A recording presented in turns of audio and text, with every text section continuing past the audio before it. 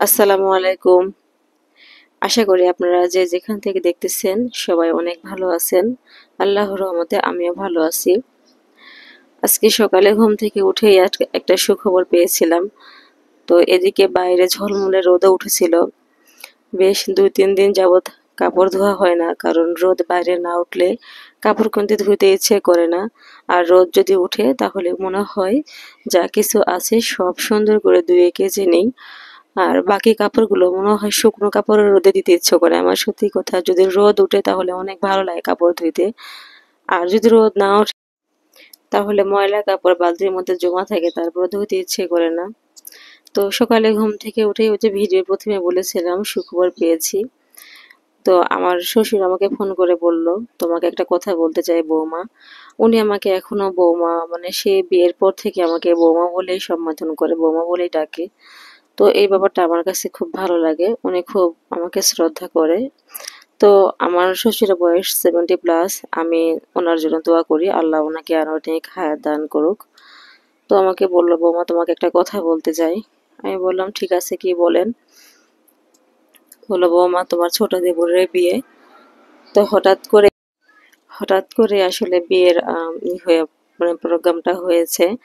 আর আমার শ্বশুর শাশুড়ি কেউই তারা দেখতে যায়নি।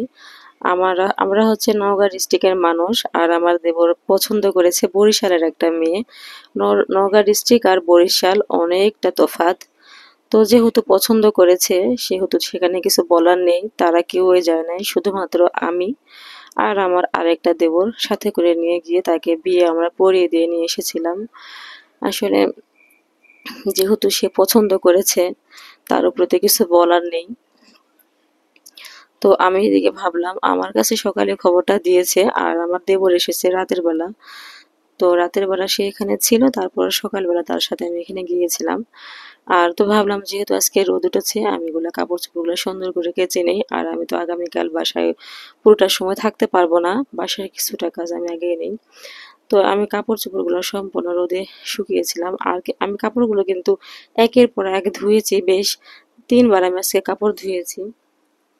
বারে বারে ধুয়ে, যেহেতু রোদ উঠেছিল, ধুয়ে আমি এখানে শুকানোর পরে কাপড়গুলো উঠিয়ে নিয়েছিলাম, নিয়ে আবারও ধুয়ে দিয়েছিলাম। কারণ আমি হচ্ছে যে বাসায় থাকি, আমার পাশে আরো 2টা ভাবি থাকে, সবাই রোদ রোদ দেখে কাপড় মেলেছিল। তো যেহেতু সবাই দিচ্ছিল সেহেতু একের পর এক আমি ধুয়ে আমার রশিতে কাপড়গুলো শুকিয়ে নিচ্ছিলাম। পরপর আমি 3বার কাপড় কেচে নিয়েছিলাম। তো এপাশে দুপুর হয়ে যাচ্ছিল, তো রান্নাও করতে হবে। আর এই যে আমি বোরখাটা নিয়েছিলাম গতকাল, আমার বোরখাটা কেমন হলো আপনারা বলবেন। তো এখানে আমি রান্না করব। রান্না করার জন্য এখানে বেগুন আর আলু আমি একদম কোচায় নিয়েছি আর শুটিয়ে রান্না করব। তাড়াহুড়া করতেছি যে দুপুর হয়ে গেছে, রান্না করব। আর ওদিকে আমার দেবরও আসতেছে। তো গতকালের ফ্রিজে মাংস ছিল, ওটা আছে। আর হচ্ছে এখানে আমি শুটকি রান্না করে নিচ্ছি। তো রান্না বাড়া শেষ করে, আর এটা কিন্তু হচ্ছে মলা শুটকি রান্না করব। আর এই শুটকি রান্না করার সময় আমি কিন্তু এরকম করে কিন্তু সবজিটা খুব ভালো করে হাতে মাখিয়ে নেই। আমার কাছে মনে হয় সবজিটা যতটা হাতে ভালো করে মেখে নেওয়া যায় ততটাই খেতে ভালো লাগে। তো যাই হোক, রান্না করতেছিলাম, ভাবলাম এটুকু আপনাদের সাথে শেয়ার করি। তো যেটা বলতেছিলাম আমার দেবরের কথা, তো তার বয়সটা কিন্তু খুব একটা হয় নাই, বা যে মেয়েকে সে পছন্দ করেছে সে মেয়ের বয়সটাও খুব একটা হয় নাই। এই জন্য সেখানে কোনো রকম মুরব্বি যায় নাই। আছে না, বিয়ে করতে গেলে কিন্তু মুরব্বি যেতে হয়, কেউই যায় না, জাস্ট শুধু আমি বড় ভাবি হিসেবে গিয়েছিলাম আর আমার আর একটা দেবর। গিয়ে তাকে সেখানে হচ্ছে আম, মেয়ে বিয়ে পড়িয়ে দিয়ে আমরা নিয়ে আসছি। আসলে বিয়েটা এমন ভাবে হয়েছে, মানে বলা যায় একরকম লুকিয়ে। ওই পাশে মেয়ের বাড়িতে মানুষগুলো খুব ভয় পাচ্ছিল যে মেয়ের বয়স অল্প, না জানি কোনো সমস্যা হয়ে যায়। তো ওই যে দেখতে পাচ্ছেন কাশফুল, আমার কাশফুল কিন্তু অনেক পছন্দের। আর এই কাশফুলটা কিন্তু সব জায়গায় পাওয়া যায় না, হ্যাঁ সব জায়গায় কিন্তু দেখা যায় না। তো আমি রাস্তা দিয়ে যাচ্ছিলাম, তো আমি তো যাচ্ছিলাম হচ্ছে এই ওভারে করে, যাই হোক। তো বেশ খানিকটা দূরে, বরিশালের মেয়ে কিন্তু তারা থাকে হচ্ছে শরীয়তপুরে। তো এই যে আমার দেবর, সে তার বয়স কিন্তু খুব একটা না, তবে সে কি বিয়ে করবে। তো যাই হোক, ছেলে মানুষ বিয়ে করতে চাইলে বিয়ে দিতে হয়। তো বিয়ে করতে যাই ঝামেলায় পড়ে গেছিলাম, কারণ মেয়ের বয়স যে বললাম অল্প। তো তারা হচ্ছে কোনো অনুষ্ঠান করে নাই, জাস্ট শুধু আমি এখান থেকে এই যে 2-3 জন গেলাম, আমার আর একটা দেবর গেছিল, আর আমার এই হচ্ছে যে বিয়ে করবে সে, আর আমি আমার ছেলে মেয়ে। এই আমাদের এখান থেকে মাত্র এই 3 থেকে 4 জন লোকই আমরা গেছিলাম। আর ওখানে গিয়ে দেখি তারাও কেউ নেই, শুধু মেয়ে আর মেয়ের পরিবার। তো আমরা বিয়ে পড়াতে চলে গেছিলাম, কিন্তু হচ্ছে আসলে ওখানে গিয়ে ঝামেলা হয়ে গেছিল, যে বললাম যে যেহেতু মেয়ের পরিবারে হচ্ছে মেয়ে ছিল ছোট, আর মেয়ের পরিবারও হচ্ছে মানে এক ভীতু টাইপের ছিল, ভয় পাচ্ছিল। তো আমার দেবর এখানে অনেক মস্কারা করতেছিল। তো আমি সেগুলা ভয়েস বলতেছিল, এগুলো ভয়েস রেখে দিয়েন ভাবি। আমি বললাম যে না, আমি এগুলো ভয়েস রাখবো না। তো সেগুলো ভয়েস আমি এডিট করে দিয়েছিলাম। তো আমি কিন্তু এই উসিলাই হচ্ছে পদ্মা সেতুতে আমার ওঠা হয়ে গেল। আমি কিন্তু কখনো পদ্মা সেতুতে উঠি নাই, এই ফার্স্ট বারের মতো আমি এই দেবরের বিয়ের উসিলায় পদ্মা সেতুতে আমি উঠলাম। তো আমার খুব ইচ্ছে ছিল পদ্মা সেতুতে যাওয়ার। তো আমি আমার স্বামীকে বেশ কয়েকবার বলেছিলাম চলো পদ্মা সেতুতে গিয়ে একটু ঘুরে আসি। সে বলেছিল না, এখান থেকে আমাদের বাসা থেকে পদ্মা সেতুটা অনেক দূর হয়ে যায়। তো যাই হোক, তো আমরা ফাইনালি বাসায় গিয়ে পৌঁছেছি। আর পৌঁছাতে পৌঁছাতে কিন্তু অনেকটা বেলা হয়ে গেছে, প্রায় 2টা 2:30টা বেজে গিয়েছিল। সকালের নাস্তা ওনারা কোনটা দিবে, নাস্তা দিবে নাকি দুপুরের খাবার দিবে বুঝতে পারতেছিল না। তো যেহেতু আগে নাস্তা দেওয়ার নিয়ম, নাস্তায় দিয়েছিল। তো নাস্তা দেওয়ার পরপরই দুপুরে খাবারটা দিয়ে দিয়েছিল এখানে।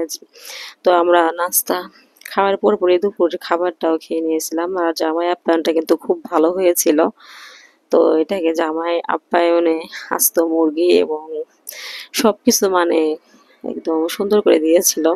তো খাওয়া দাওয়া আমরা শেষ করে বিকেলের দিকে, বিকেল গড়িয়ে প্রায় হচ্ছে সন্ধে নাগাদ হয়ে গেছে। এই যে মাথার উপরে দেখেন সূর্য ডুবে যাচ্ছে।